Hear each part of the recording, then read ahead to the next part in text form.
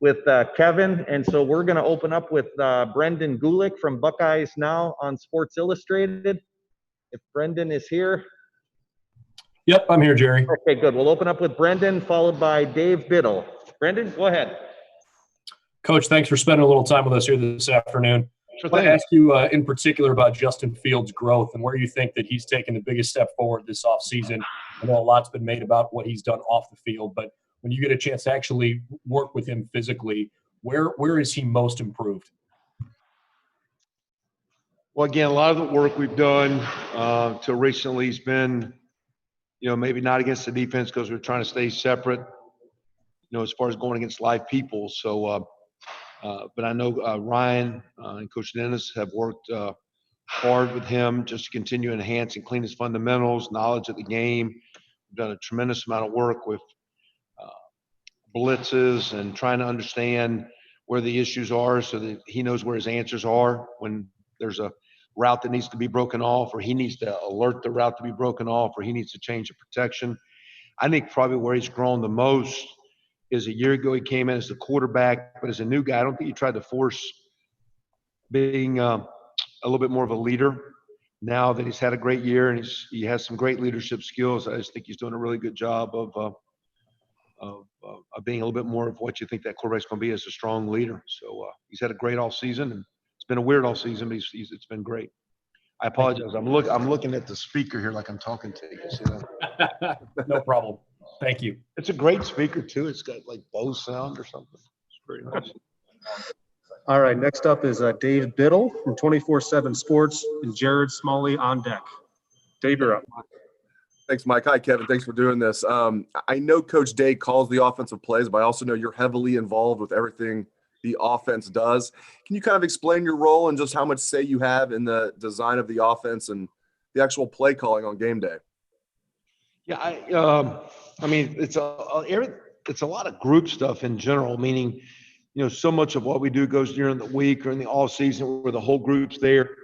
And as a coach, you're working with your position guys and you're bringing to the table their strengths and weaknesses, or, if this is a protection or a route or a concept we do and you have some players struggling, you need to get them up to speed, or we start moving in other directions. So it's a lot of group stuff with, the run game. We kind of started early in the week of game planning, myself and Coach Dudrawa and Coach Alford with that, Coach Hartline, Coach Dennis, and Coach Day kind of get the pass. We spend a day or so separate. We kind of come together and we kind of built the basic game plan. And then by Tuesday, it kind of evolves into third down and scoring zones. Game day, there's a lot of talking after the drive. Like Ronald said, hey, what do you think's your two top runs next time? What do you think we want to go with? I might make a suggestion if I'm concerned with protection that I think we need to do something to help with the pass rush, because being a line guy, I like to kind of help that O-line out with Coach Dudrawa. So sometimes the play calling and the rhythm of the calls and things you can do to help a tackle get his job done or move the pocket or get the ball out of the quarterback's hands to alleviate some stress of the line. So it's a collaborative group. When we get going, there's not a lot of talk. The best time to talk is as soon as the play is called and before we even run the play that's happening, because once that play is run, being a no-huddle team, we're kind of into the next deal. So we've got to do a great job of minimizing conversation. I think me and Coach Day have very similar thoughts. I think I see things through the eyes of a lineman a lot. He sees it through the eyes of a quarterback and a skill guy. But I think collectively, I enjoy working for him, enjoy working with him. And, I think we're pretty compatible. At least I sense that. You can get his thoughts, but I think it's a good deal. Just one more quick one from me, Coach. How do you see things kind of shaking out at the running back position this year?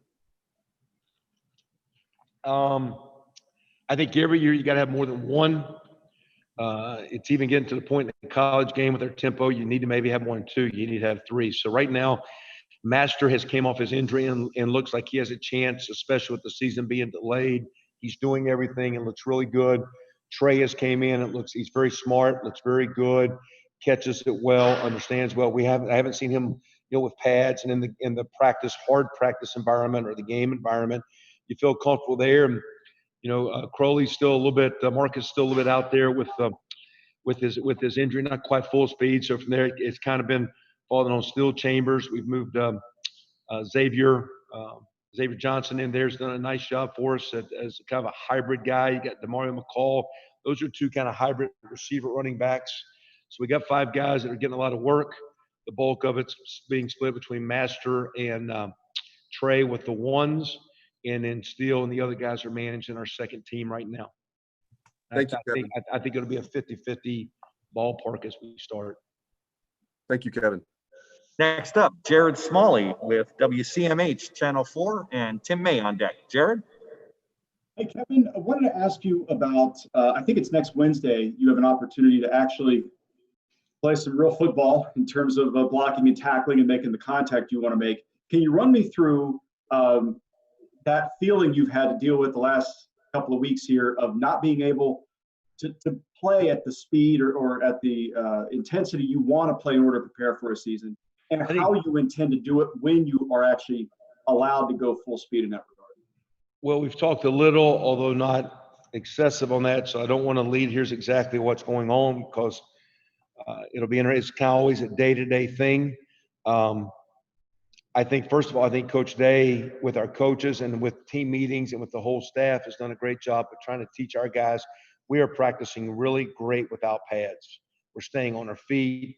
We're playing low on both sides of the ball up front, but we're not falling down. Because you just worry about somebody stumbling and getting a cheap high ankle sprain or a cheap knee injury or something like that. Our skill guys are challenging us in coverage. We get a fair amount of man coverage, but as we're able to throw the ball, guys aren't colliding and falling on the ground where you get the cheap shoulder, ACL kind of sprain or whatever. So our guys have done a phenomenal job of practicing. When the pads come on, you guys start getting the feel of what it's like to play at the pad level you need to play with, the velocity you need to play with, the way you come off the ball, get off blocks, the way you run through trash, the way you finish tackles. And we just can't do that the first day when pads are on, because these guys have had a long period. We missed spring ball.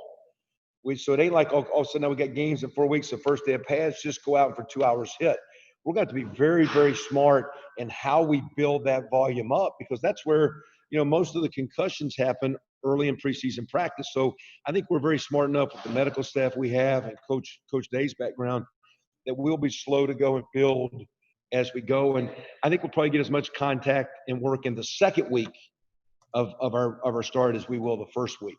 And I think we'll try to get in, because school is going on almost like the flow of a game week early. It won't be the old school, just practice. But we are going to need some blocking and tackling, and we've got to be a great tackling team. And man, we were really good up front last year. Those guys are back, but an O-line's like a boxer. You got to get back in the training, and you got to pound a little bit to get really, really good. Thanks, Kevin. Next up, Tim May from the Tim May podcast and Austin Ward on deck. He's got his own podcast named after him now. Oh, yeah. Coach, I got it. Who knew Medicare wasn't free, man? That's the way I'm looking at it. Number 2, I'm also lettermenrow.com, but I digress. Real quickly, you may have answered this at the beginning. I just got on right as you started, but what did you guys miss most from those 13 days of spring or whatever it was that you didn't get in? From an installation standpoint, is there still a lot of work to be done in that regard? I think the way the summer has been allowed to go with us getting those activities, we probably ran more plays. We'll have a few of the tight end players going to they'll probably tell you they've ran more plays, and the young guys have gotten more plays. So I think our freshmen, our young quarterbacks, receivers on offense, our young linemen have gotten more plays than they normally would have gotten in a normal preseason. I think the thing we miss, you go through spring and you have some contact and we talk about it, but you do pop the pads off. You have to restart in preseason. I think the thing we've missed is the young guys that really get in some of those tough days, some of those tough summer workouts. And even though they're working out, it's a little bit different when the group's not here, the team's not here. So I think, you worry about those. And I'm not talking just the high school freshmen coming. I'm talking about the kids that were redshirted last year that really need that great off season. Yeah. They probably got about a third of that. And a lot of times that second year is when a lot of these guys pop and start coming through for you. It'll really be interesting as the pads come on, how some of these redshirt freshmen play. Like in my room, Cade Stover, how's Cade going to be? Because he looks well, but he did miss a good chunk of what the normal player would have gotten. And does Justin Fields look like, can you put into words, because you get to see this guy every day, compared to a year ago, what is the biggest difference you see in Justin Fields? My wife would be pleased for me to tell you that he's been on a vegan diet, and he's done a great job. He's leaner, he's faster. He's done a great job taking care of himself. He's a more complete player. And I said earlier, Tim, I think a year ago as quarterback, but a new guy, he didn't jump out to necessarily be the leader. I think he's more comfortable being one of the strong leaders of this football team and of our offensive unit. Thanks, man. You're welcome. Next up, Austin Ward with Lettermen Row and Bill Rabinowitz on deck. Austin? Hey, Kevin. I feel like we've had this conversation a number of times with Jeremy that every year it's, trying to make him into a more complete receiver. What do you see as the next step in that evolution for him? For Jeremy? Yeah. I think for all of them, and it started in spring, we had our best, and you'll get a chance, and I've got Luke over here ready to come up. They started spring ball. We talked a lot. We did a lot of study of some NFL guys, and we actually talked to a couple guys about how fast they played. And we even looked at some of our guys have now gotten strong enough. We didn't think we needed to keep adding weight, that we wanted to play faster. And we challenged our guys, and I thought we did a great job those first 3-4 practices we had in spring of really rolling. It's continued. It's been a little different because we hadn't had the pads, but I think it's playing faster. I think it's 1 year. They're all older. They're more confident. They've had more time, even though it's been away to some degree, more time with Coach Mick's training. So they're stronger. Their bodies are more mature. They're really gotten strong in the blocking game. I think even Jake's had his best off season. So it's a great group of guys. I just think you're going to see them playing faster. And with that, I think the quarterbacks are getting more confident and comfortable in making sure as they go through the progression, they're giving them a right peak as long as when it fits the time and the play and all that. So excited to see how they play. They're going to play. It's been a solid. We haven't had a ton of touches sometimes. It's been a strong unit, and I think it's got a chance to be the best we've had since I've been here this year. Just to follow up quickly on that, like when you're talking about the NFL guys that you're sharing clips of, who is it that you want them to emulate, and what is it about their games? I don't know if it's emulate, but you just watch how fast they play in the running game, blocking game. We even had a couple Zoom calls with a couple guys. I remember one of the comments, the guy says, man, I don't worry about messing up. I'm going as hard as I can. And sometimes, I think in our guys, we try so hard to be perfectionists that when you're thinking, you really can't cut it loose and go. Now, we cannot be – there's a fine line between being out of control. But I think as these guys have matured physically, but more than anything matured with confidence, I think they can feel free to cut it loose. If they make a mistake, it's not the end of the world. And I think they understand how to fix problems while we're practicing or while we're playing. So if they overshoot a guy and take a poor angle, they don't freak out about it. They just fix it. That's a part of being a good player, is just adjusting as you play. And they've gotten to the point they understand me, they understand us, they understand the offense, they've grown. I think they have a chance to be special players for us this year. Next up, Bill Rabinowitz from the Columbus Dispatch with Nathan Baird on deck. Bill?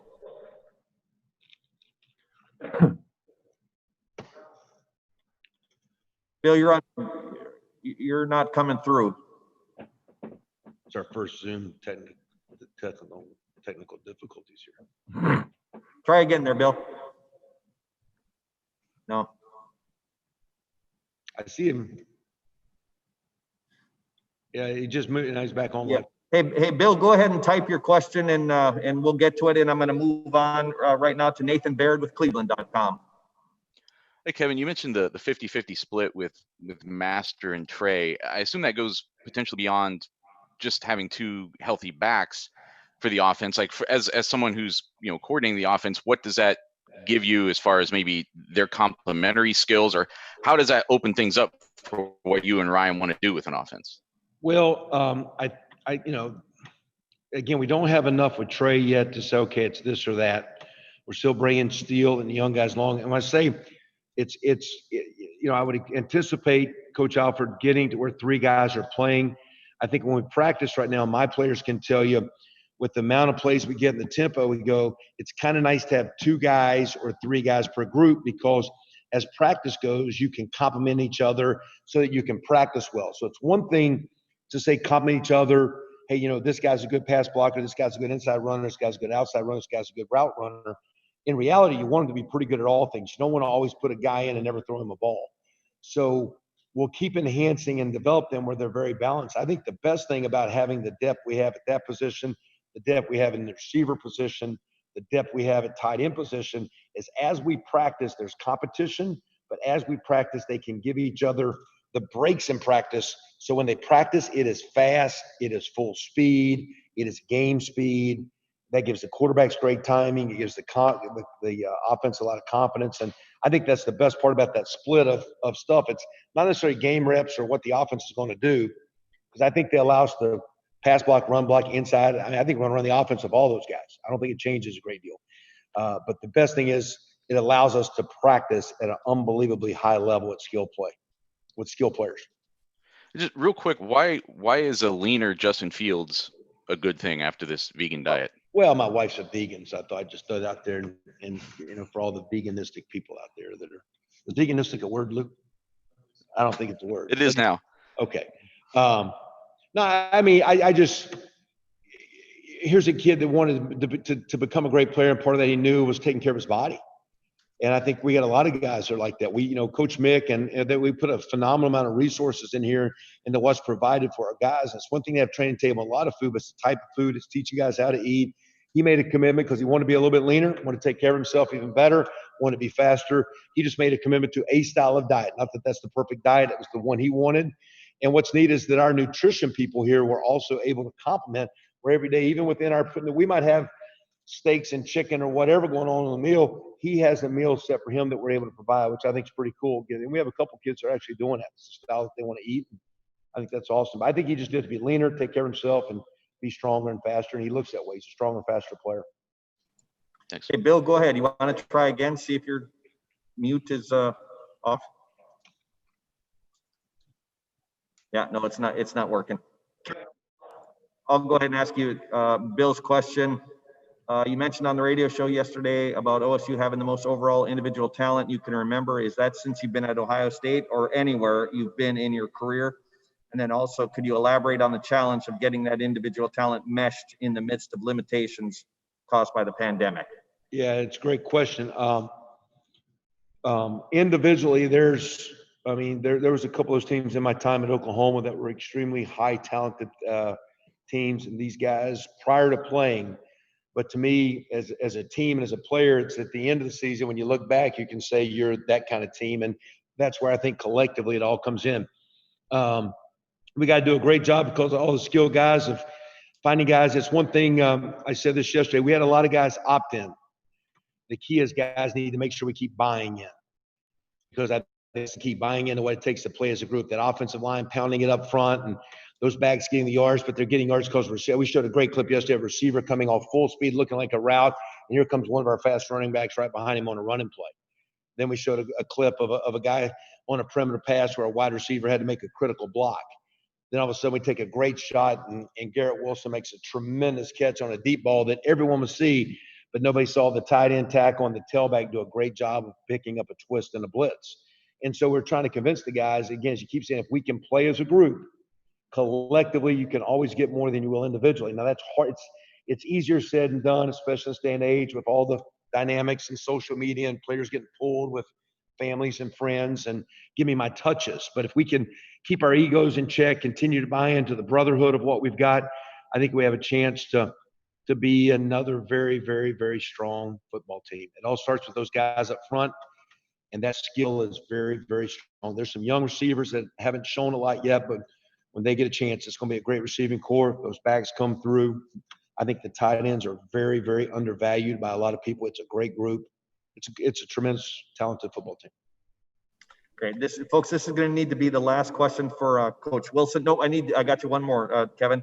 Next up, Bill Landis with The Athletic, and then we'll let Dan Hope open up with Luke Farrell. So, Bill, go ahead. Thanks, Jerry. Kevin, you guys played more with two tight ends last year than I think Ohio State has played with in a while. How do you see that maybe expanding this year, especially when you bring back guys like Jeremy and Luke, who I'm sure you want to have, and Jake, who you want to have on the field a lot?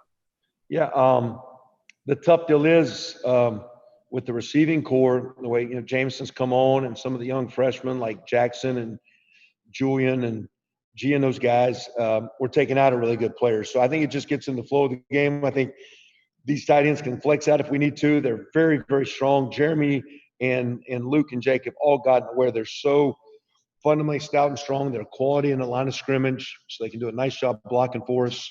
I don't think we need to force it. I think we just get into the flow of the game, and as Coach Day's calling it, we get going. We can always go to it.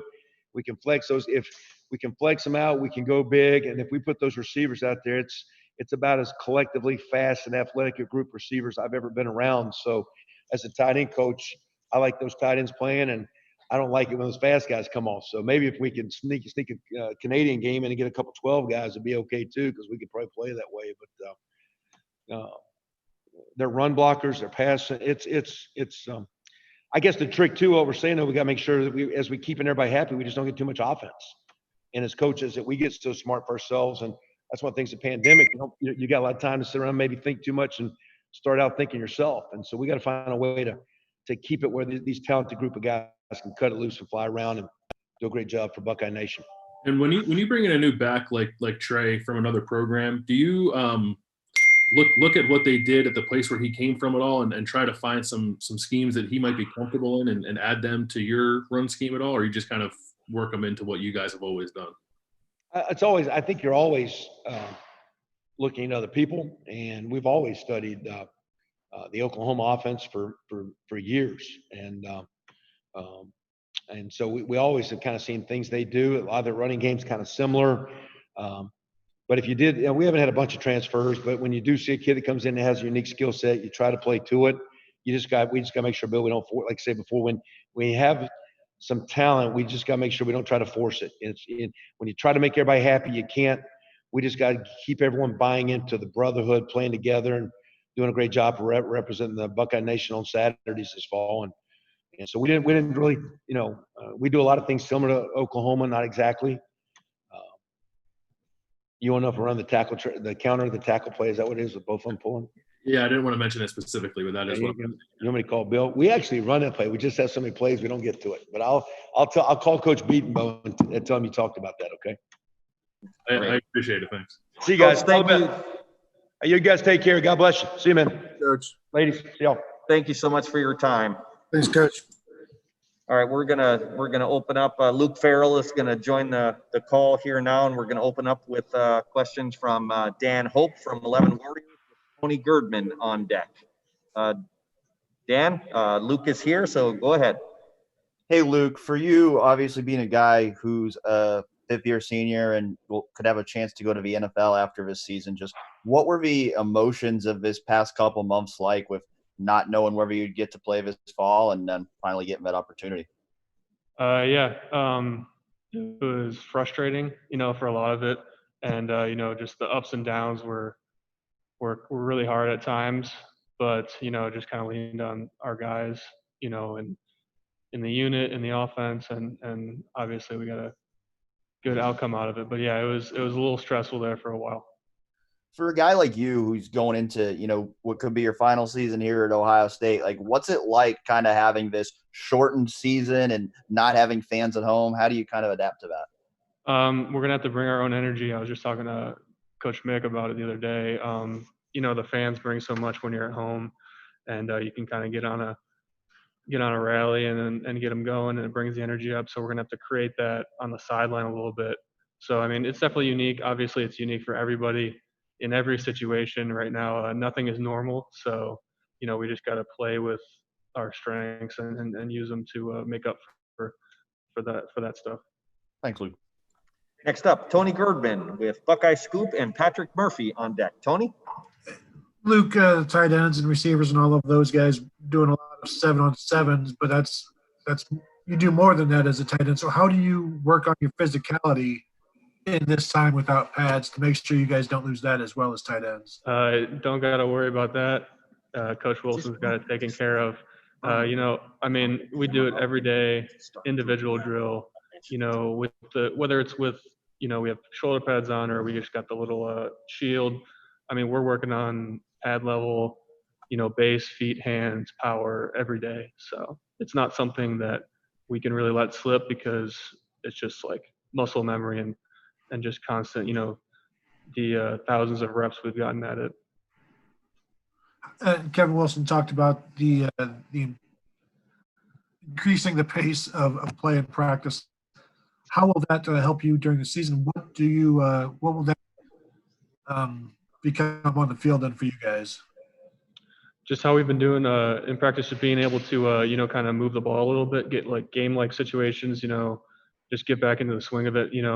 There's like a certain tempo of playing a real live drive that you don't really get anywhere else. So it's been nice to be able to do that in practice as frequently as we have, recently to just get the conditioning, get into the rhythm of a drive and a series and everything. And it's been good. Thanks. Next up, Patrick Murphy with 24/7 Sports and Tim Hall on deck. Patrick? Luke, what does a perfect senior season, now that you know what it's going to look like for you, both individually and as a team? It's hard to look at, the whole thing as one. We got it all over the screens here. We're just focused on, winning game one, working on Nebraska. But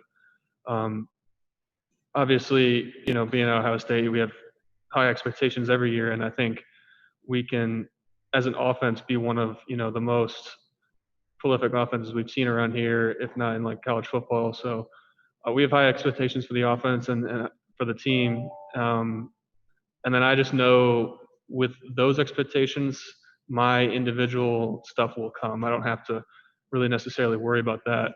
If we're successful as an offense, I'll be successful as an individual. And what have you seen from Jake so far this offseason, this preseason? He's a guy who we haven't seen a ton of throughout his career. What's he looking like? He's been great. I mean, I think the whole unit's been coming along, but especially past 2 seasons, really, he's been just made huge improvements in every aspect of his game. And we've really seen that since last season. Just didn't get as many opportunities to show that on game day. But, we're just like functioning so smoothly as a unit. We can just, doesn't matter who's in there, they'll get the job done. And he definitely contributes to that. No question. Thanks, Luke. Mentioning honors with Luke, he will be one of about a half a dozen legitimate academic All-American candidates on the Buckeyes team this year. Moving on, we will go with Tim Hall from 97.1 FM The Fan. And then we're going to start over with Brendan Gulick on deck. If anybody wants to, who has joined late and wants to ask a question, just shoot me a message in the chat with who you want to talk to. Tim, you're up. Hey, thanks, Jerry. Luke, I'm sure the coaches talk your ear off on how there's more to playing a tight end position than catching passes, but I think it's been since 95, Ricky Dudley, I want to say, where there was a 500-yard receiver. Do you guys hit about that? Is there friendly competition? Who's going to be the first one to reach that benchmark? Anything like that? Among the tight end unit, I mean, we don't really talk about numbers like that. We're always lobbying to get the tight end the ball, no matter who it is. Can we get that, special play in that week to, give us a chance to get that extra opportunity. But I mean, I haven't talked to those guys about numbers like that. But yeah, I mean, just looking for that opportunity and just showing that we can do every aspect of what a tight end does. And between you and Jake and Jeremy, you guys kind of provide some different skill sets. What is it specifically for you that you're trying to improve on in 2020? We obviously had a lot of time, just at home to isolate those specific things. And like Coach Wilson said, we were watching, the NFL guys, a bunch of NFL tight ends and how they do things. And so, in regards to the pass game, I guess I was really focused on, getting a good release off the line, bursting in and out of cuts, being a taller guy, just being able to get in and out of cuts fast and drop my hips and everything. And just that suddenness and the burst. And then in the run game, just continuing try to keep my hips down and hands inside, and just all that, just more dominating blocks rather than just covering a guy up or something. Thanks. Actually, Brendan, I'm going to interrupt you here. I had one more guy that hadn't asked a question yet. Next up, Spencer Holbrook with Lettermen Row and Brendan Gulick on deck. Spencer?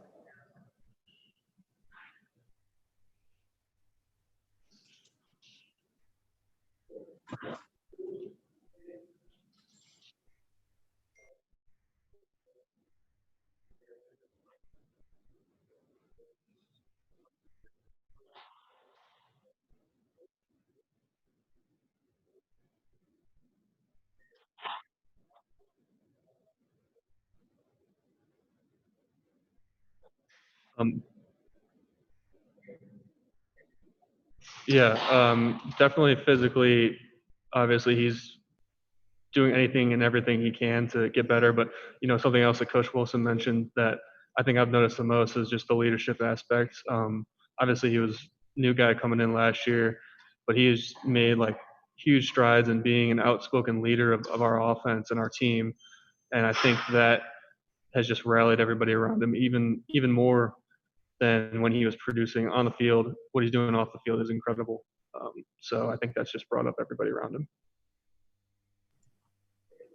Yep. Next up, and this will be the last question for Luke. Next up, Brendan Gulick with Buckeyes Now on Sports Illustrated with Jeremy Birmingham on deck. Brendan?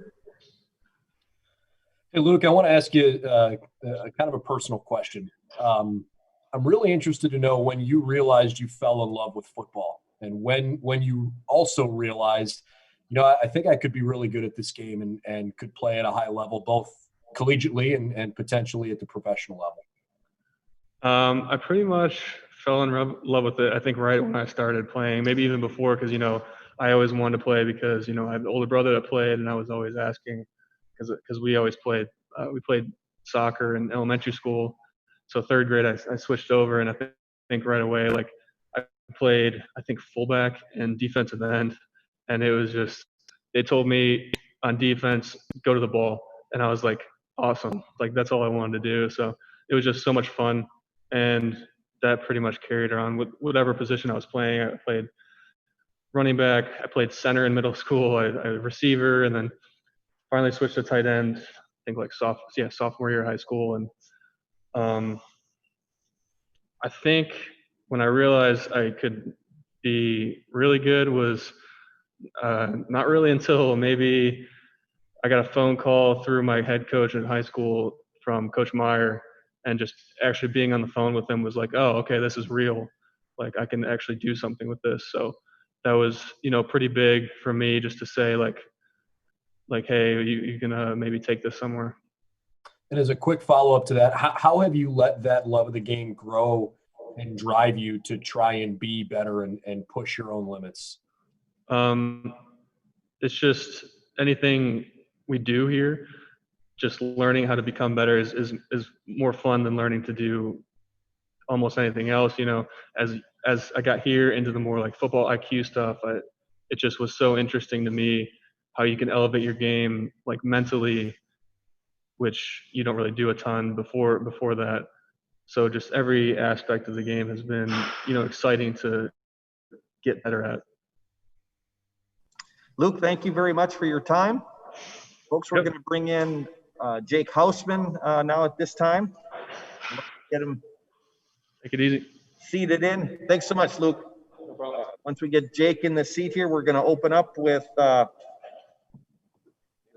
question from Jared Smalley from WCMH Channel 4 and Joey Kaufman on deck.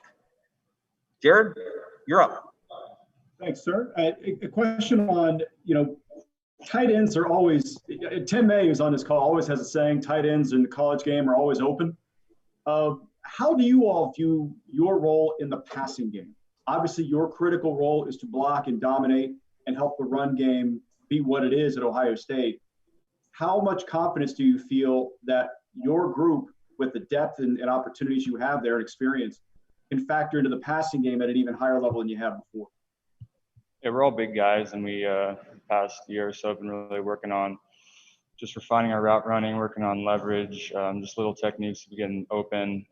Like you said, it's the tight end is always open just because they're a bigger body. You can throw the shot on the body, and you can get those big guys in space and be able to throw them the ball because they have the huge wingspan, all those things. So this past year, all of us have been working really hard and just refining our route running, just getting open. Next up, I'm sorry, who just asked that? Oh, Jared did. Next up, I'm sorry, Jeremy Birmingham with Lettermen Row and Austin Ward on deck. Jeremy? Jake, I was hoping you could talk a little bit about the the decisions over the last couple of years to stay in the program when you had opportunities to go elsewhere. Maybe the career hasn't gone like you wanted it to entirely to this point, but you're sticking things out. You've stuck through it. How have you kind of gotten through these last few years to get to the position now where you're more in a leadership role and being a guy that people turn to and can count on? Well, I knew this was the place that was going to develop me the most. That's why I chose this place from the beginning in high school. I know coming in, all these coaches are going to do all they can to develop me. And, sometimes it takes guys longer to get on that track, but I'm glad I have within the past year or two gotten to this role that I'm in now. I'm in leadership role. I know I'm playing good ball right now, so I'm happy with sticking around. Was that decision, I mean, was it more about you and needing to, make some mental adjustments or make some maturity adjustments? Who knows, whatever it was, like what got you there? I think I started about 2 years ago in camp. I just kind of told myself, take the meetings to the field and just be confident in everything you're doing. I mean, it was like you said, I think a lot of it was just a mental check. You're in the right place. You can do this. You have all the skills and all the tools to do it. It's just a matter of putting everything together. Appreciate it. Thanks, man. I'm going to stop faking you guys out here shortly. Next up, Joey Kaufman with the Columbus Dispatch and Austin Ward on deck. Joey? Just wanted to ask, Jake, what have you seen as far as Justin Fields' leadership this offseason? He's been helping us personally, the tight ends, a lot, just with routes. Like the other day, we were practicing this route with them, and he literally will run the route himself to show us how he wants it run. He's a really hands-on guy, and he's vocal about it. He's given us all these coaching points about, what angle we want to break it off at and how we're supposed to be coming out of it. So he's, I think, in the past 6 months, just been really vocal leader, getting all the guys to just follow his lead. Is that much different than when he arrived last year? Yeah. I mean, I think anyone who's coming in who's fresh and new, they don't, want to assume that role right away. I mean, he's always been a natural leader, but I think within the past 6 months or so, he's been a lot more vocal, and guys have been, following his lead. Next up, Austin Ward with Lettermen Row and Bill Rabinowitz on deck. Austin? Hey, Jake, for you and the veterans, what have you noticed from Cade Stover as he's made this transition? Now it's been 9 months, but it hasn't been maybe as the mini practices that he envisioned. How's that move over to your side going? He's doing great. I mean, he's a super athletic guy. He can go up and get the ball. Obviously, it's hard switching positions, but I mean, I think he's been doing a really good job. I mean, obviously, it's not gonna be perfect, but I mean, he's as athletic as any tight end can be. He's as physical and strong as you need him to be. I mean, he's really good on the point of attack. He can go up and get the ball. He's a fast guy, so I think he's been doing a great job so far. Next up, Bill Rabinowitz with the Columbus Dispatch and Nathan Baird on deck. How good is this offense potentially? Is this the best offense you think you can have since you've been here? It has potential to be. I think so. We have all the weapons we need to be putting up crazy numbers and winning games by as much as we want to. I mean, we have all the receivers, we have all the tight ends, we have the running backs, the quarterbacks, the O-line. I mean, we have everyone on offense to do it. And it's not just the talent. I mean, it's the character of all these guys. Everyone, I mean, you see the guys that opted out in the beginning and came back. I mean, it's a brotherhood, and everyone wants to be at the top of their game. And it's been awesome to see everyone kind of come together. And what have you seen so far from Trey Sermon? And just how much has the fact that you haven't been able to practice like normal because of the pandemic affected you guys? How much has that been something you've had to overcome? Trey's been great. He's a practice player. I mean, he goes hard in practice. I don't think he really skipped a beat when he came over here. He knew how to go hard from the jump, and I think he's been a good leader in that aspect, just showing it by example. And what was your second question? I'm sorry. Just how the pandemic and the limitations caused by the pandemic on practice has affected you guys. What have you had to do to kind of overcome that? From the beginning, we just did Zooms, which is a little bit of an adjustment. But when we got back in the building, not much was different in an aspect of how hard we went and things like that. I mean, we practice has obviously been different without being able to hit, but I mean, I think we've been doing a good job of being pros and taking care of each other, and just work on things that we can without putting on pads. So I think we've had a ton of practices so far. So I think it's been good for us. Thanks, Jake. Yep. Got time for 2 more individuals to ask questions for Jake. Next up, Nathan Baird with Cleveland.com and Bill Landis on deck. Nathan? Jake, I had another running game question because I know you guys are involved in that. But going back to the start of spring practice, Master gets hurt, Trey's not there yet. I assume you guys probably had some questions about how exactly that would unfold. And now that you see what your roster is, I guess, what's your vision of what this team is going to be like as a rushing attack this year compared to what you had last year where you're really relying so heavily on JK? With the guys we have now, I really don't think we're going to skip a beat. Like I said earlier, and we have the O-line to do it. We have the running backs to do it. We have 2 or 3 really talented running backs back there that can, share the role. They can split the load. And we have a veteran O-line that just loves mauling people. I mean, it's awesome seeing them work. Like you said, JK was a great running back last year, but I mean, I really don't think we're going to skip a beat. It's going to be fun to watch these 2 guys. Next up, Bill Landis with The Athletic, and Dan Hope will be on deck first for Jeremy Rucker. Bill? Hey, Jake, is Justin a good route runner? Yeah, I mean, you see him run. He's an athlete. He can do it all. So are there going to be special packages where maybe he lines up at tight end, like maybe like a little Philly kind of deal where you can throw the ball to him? That'd be great. Get me back in the backfield. Maybe me and Ruck back in shotgun, throwing the ball. It'd be fun. Nah, but Justin's been, like I said earlier, he's been great. I mean, showing us all the things he really wants us to be running. And that's good for us too, because we know exactly what he needs and what he wants. So, I mean, everything can be as smooth as it can be. Thanks. Yep. Great. Jake, thank you so much for your time. Have a good practice this afternoon and a nice weekend. Thanks so much. Thanks, guys. All right, we're going to bring Jeremy Rucker to the table now, and we're going to open up questions for Jeremy with Dan Hope from 11 Warriors with Tony Girdman on deck. Dan? Hey, Jeremy.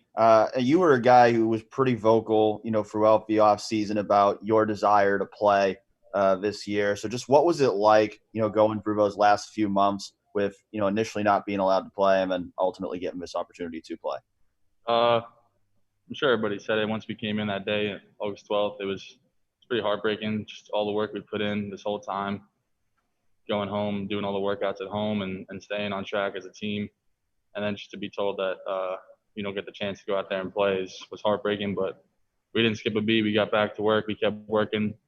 Coach Day just said, we're going to play, and whenever we play, we'll be ready for it. So as soon as we got the green light, we were all excited again and got back to work. For you personally, going into your 3rd year here at Ohio State, how big a year is this for you, and kind of what are your goals to continue to take your game to the next level? Yeah, it's a big year. My main goal is just to do whatever we can do to help win the national championship and beat Nebraska right now. So we just want to really just the battery's running low here. Jerry, the battery's low right now. Oh, is it? Okay, well, if that happens, okay, we'll just keep going. I mean, yeah, it kept popping up. But, hey, Mike. I mean, personal goals, I just want to keep improving as an all-around tight end, Oh, damn, I feel like I've gotten a lot stronger this offseason, so hopefully that'll be put on display this year and in my blocking and everything like that. And I really just want to step it up in all 3 aspects of that. So. Thanks, Jeremy. All right, next up, we're going to keep going on my computer, and if we have to switch them, we'll switch them. Next up, Tony Girdman with Buckeye Scoop and Patrick Murphy on deck. Tony? Jeremy, you mentioned Ryan Day telling you guys on the 12th that you'll just keep practicing and whenever you guys can play, you'll be ready. How hard is that? How hard was that? It was definitely tough, The biggest thing that we all said, and I'm sure you guys saw throughout social media, was that we just wanted an answer all the stuff we've done throughout the offseason and leading up to it in the fall. We just wanted to know when and who we were playing against and to really focus on that, just to give you something to look forward to. It was kind of rough just working and doing workouts and practice when you didn't really have an idea of when we were playing. But, like I said, getting the green light to go really lifted up a lot of guys, and then I feel like the energy's been really good these last couple practices outside. Next up, Patrick Murphy with 24/7 Sports and Tim Hall on deck. Patrick? Jeremy, I know you're one of the veteran guys, but I assume that you still take tips, coaching points from Luke and Jake. What do those guys still have that they can teach you day in, day out? I mean, if you just watch them do a lot of little things, right, whether it's on the field or even just in the classroom or outside of the field. So really, I just go for them if I have any questions. They've always been really good to go to and talk to about stuff. We've gotten really close this year, and they do a lot of little things, right? Like I said, like if you watch Luke play, he does pretty much everything you ask of any player. So you just want to watch him and keep learning all the little things, because once you start getting that down, then you become really one of the great players here. Thanks. Next up, Tim Hall, 97.1 FM The Fan with Joey Kaufman on deck. Tim? Jeremy, I was just wondering, what have you learned most from playing under Ryan Day in your time here at Ohio State so far? I learned that football is a really specific game. We're very talented. I'm sure when we go out against some of the out of conference games, we can win games just based off of our talent. But the biggest thing that I've learned from him is to just learn the game, and the more you learn the game, the easier you'll get. He said the other day, you don't rise to the occasion. You go down to the level of your training. So the biggest thing for him I've learned is that just be mentally prepared, whether it's in the film room or just keep working on your mental toughness. He's one of the most best X's and O guys I've ever talked to. He knows the game so well, and that with him, he'll never put you in a bad position to make a play or anything. He's always got us in the right look. He's always making sure that we got the right offense out there and the right play call. So it's never there's never any questions with that. So I think that's the biggest thing. Do you guys as teammates kind of talk about just how, I don't know if lucky is the right word, but what his future holds as a coach? Is that something you guys discuss, on how good of a coach you guys have right here, right now? Yeah, we definitely talked about it. Me and the tight ends joked around last year about how good of a Madden match it would be, Coach Day versus Coach Hafley, just because of how smart they are. And, they really know the game so well, and we're really blessed because everybody knows that whenever you talk to him, you're really getting a bunch of good tips and you're really hearing something that you can take forward. Thanks. Next up, Joey Kaufman with the Columbus Dispatch, and we're going to close our questioning for this afternoon with Spencer Holbrook. Joey?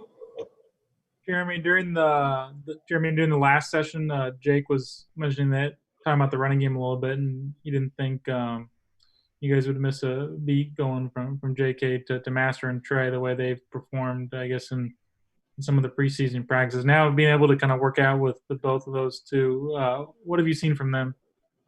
It seems like they both really understand how to practice hard. I mean, coming in, it must be tough to really get understand and buy into the culture. But it seems like Trey really hasn't missed any steps with that. He comes in and he just practices hard. He's not really outspoken. He just does everything right, and he looks like he's really promising out there. Fast, he runs hard. He seems like he understands a lot. And the same with Master. He's very reliable. He's a great guy, and he just seems like they can just be reliable every down guys. We've successfully done a little bit of behind-the-scenes maneuvering. Our last questions will come from Austin Ward with Lettermen Row. Austin? Sorry, Spencer. Jeremy, can you talk about your March or April project, whatever it was, to build that squat rack and get through the pandemic? Yeah, it was once we were back home in March, it kind of really got really bad where I'm from in Long Island. It was one of the worst spots with Corona. So I was working out with my buddies in his garage, and once it started to really heat up, my parents thought it would be best for me not to really go out as much anymore. So then me and my dad took on the challenge of just going to Home Depot 3 times a day and just getting all wood and all the stuff, watching videos, and just ended up building a squat rack, and every day adding something to it. And it really was something that not only was it good for me to keep getting workouts in and be safe, but it was cool to really do that with my dad and my brothers and get to spend some family time that normally we wouldn't really get And so it was really cool. We still use it. I went home last week, a couple weeks ago, and still use it. It's still up and strong. And, you know, I'll have that for the rest of my life to just go back on and remember these times because, like I said, although it was tough not being around the guys, it was really cool to get back and spend some time with the family that usually you don't really get as a player here. How many days did that wind up taking till completion? And do you normally consider yourself a pretty handsy, you know, project guy? The actual squat rack only took us a day, but we kept adding some little nicks and knacks to it, like cable rows and stuff. But yeah, I would definitely consider myself a creative guy. I love to draw. I love doing art and stuff and building things. So I definitely would say that that's my type of thing. Thanks. Great. Jeremy, thank you so much for your time. Have a good practice today and a good weekend. Thank you again. And members of the media, thank you so much for being on this afternoon. I think this worked out really well in the afternoon. I don't know if we can keep doing it at these times. If we can, we certainly